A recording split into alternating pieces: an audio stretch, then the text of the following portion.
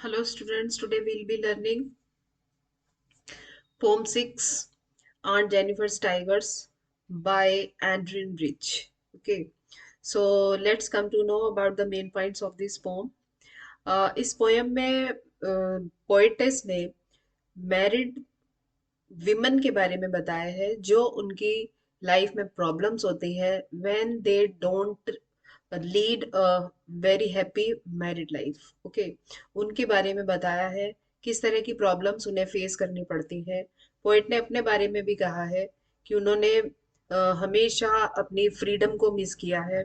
कभी वो फ्रीली कुछ भी नहीं कर पाई हैं क्योंकि अंकल जो जिनके साथ उनकी वेडिंग हुई थी उन्होंने ही उनको हमेशा कंट्रोल किया है और मेल डोमिनेटिंग सोसाइटी में हमेशा उनका एक्सप्लॉयटेशन ही हुआ है।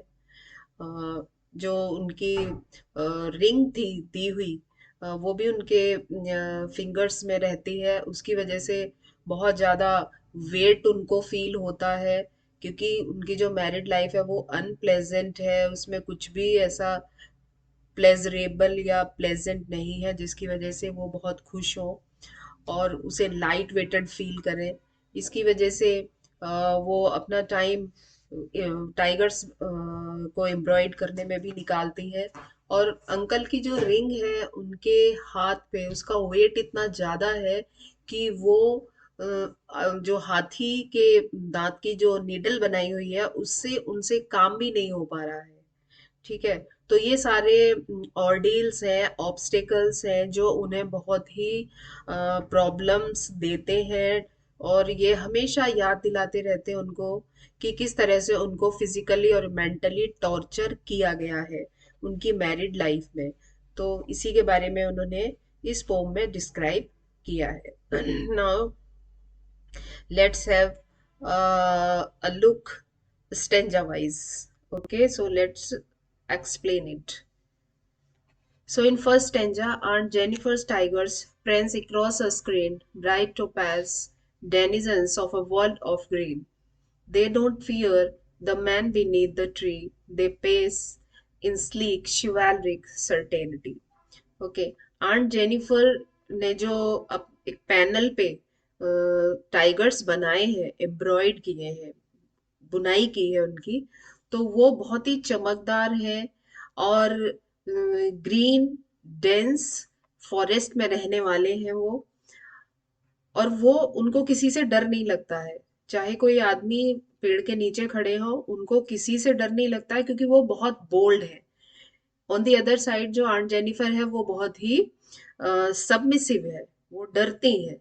लेकिन उनके जो टाइगर है वो किसी से डरते नहीं है। They pace in sleek chivalric certainty, और वो हमेशा दौड़ते ही रहते हैं बिना किसी के डर के। और राइम स्कीम हम देख लेते हैं इसमें। जैसे स्क्रीन और ग्रीन है तो हमने इसे ए ट्रीट किया है, ट्री है। फिर ये हमारा बी है, ट्री एंड सर्टेनिटी, तो बी बी हमारा ए बी इसमें राइमिंग स्कीम हो गई है। इसके साथ ही मैंने इसमें लिटरेरी डिवाइस भी लिखी हुई है, एनाफोरा है और मेटाफर है। फाइन।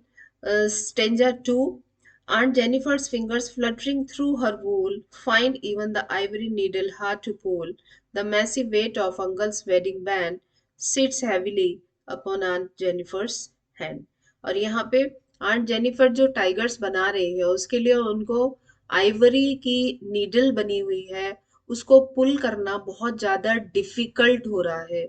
और डिफिकल्ट क्यों हो रहा है? क्योंकि अंकल की, जो उनके हस्बैंड है, उन्होंने जो उनको एंगेजमेंट रिंग दी हुई है वो उनके फिंगर में इतनी ज्यादा हैवी है, उसका वेट इतना ज्यादा हो गया है बिकॉज ऑफ डिफिकल्टीज जो उन्होंने क्रिएट करी हैं आंट के लिए, और प्रॉब्लम्स दी हैं, एक अनप्लेजेंट लाइफ दी है, मैरिड लाइफ, जिसकी वजह से उसका वेट बहुत ज्यादा हो गया है और अब वो छुटकारा पाना चाहते हैं इन सब चीजों से।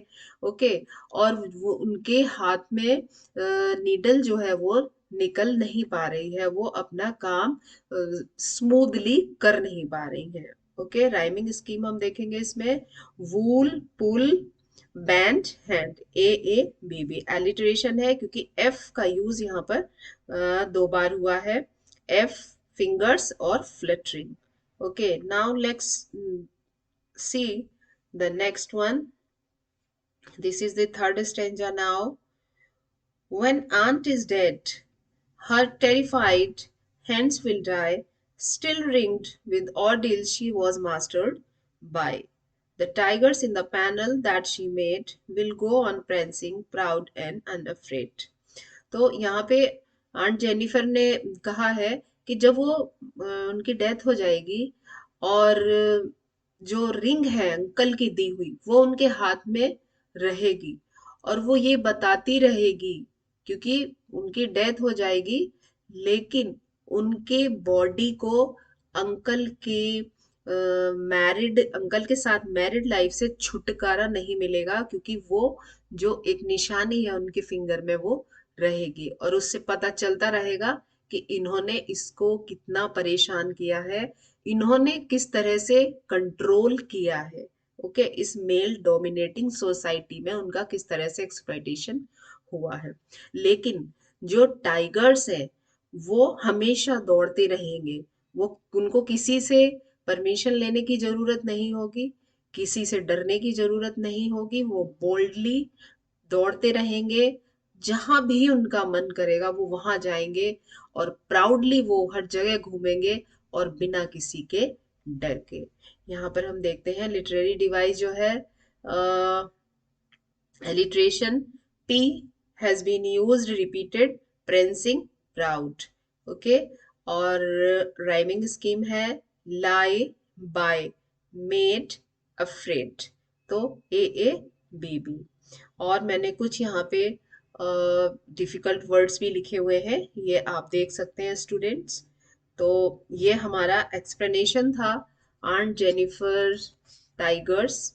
ओके, आई होप आपको समझ में आ गया होगा। Thank you very much.